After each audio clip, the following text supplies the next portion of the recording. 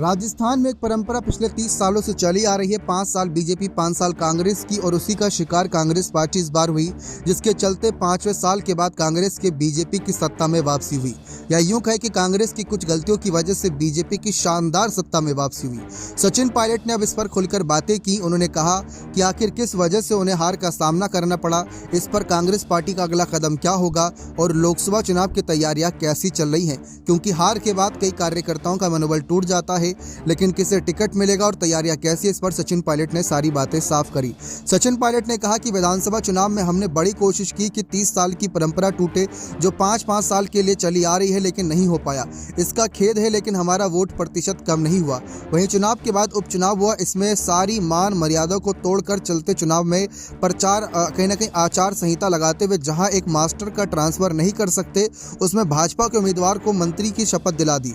लेकिन जनता ने हमें जिताया, तो 3 हफ्तों में जनता ने आईना दिखा रही है उन्हें।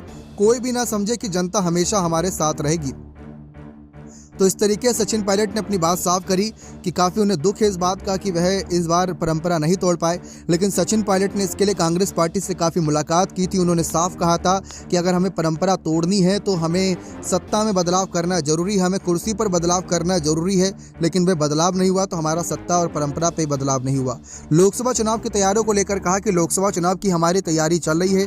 2-3 मीटिंग हुई है, सिलेक्शन कमेटी की, कोऑर्डिनेशन कमेटी की, सभी नेताओं से चर्चा हुई। अलग अलग लोकसभा क्षेत्र से फीडबैक ले रहे हैं। एआईसी ने भी कहा है कि समय से पहले हम हमारे लोकसभा के उम्मीदवारों के नाम डिसाइड करें, ताकि चुनाव प्रचार का समय मिले।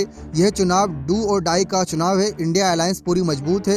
कांग्रेस ही ऐसी पार्टी है जो बीजेपी को टक्कर दे सकती है, लेकिन राज्यों की पार्टियों के साथ हम लोकसभा की लड़ाई लड़ेंगे।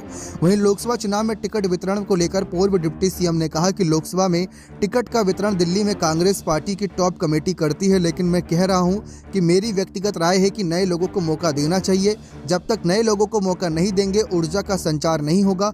रिकॉर्ड देखिए, जब जब नौजवान पर दाव खेला गया वहां सफलता मिली है। विधानसभा चुनाव में भी कांग्रेस ने किया है ये सब कमाल। तो इस तरीके से सचिन पायलट ने अपनी बातें साफ रखी हैं। सचिन पायलट अब भजन लाल सरकार के खिलाफ काफ़ी एक्टिव नजर आ रहे हैं, क्योंकि जैसा कि आप जानते हैं कि कई बार बीजेपी कोशिश करती है चलते सरकार को गिराने की, ठीक वही कोशिश अब सचिन पायलट कांग्रेस की तरफ से राजस्थान में करते नजर आ सकते हैं। बने रहे चैनल के साथ। बहुत बहुत धन्यवाद।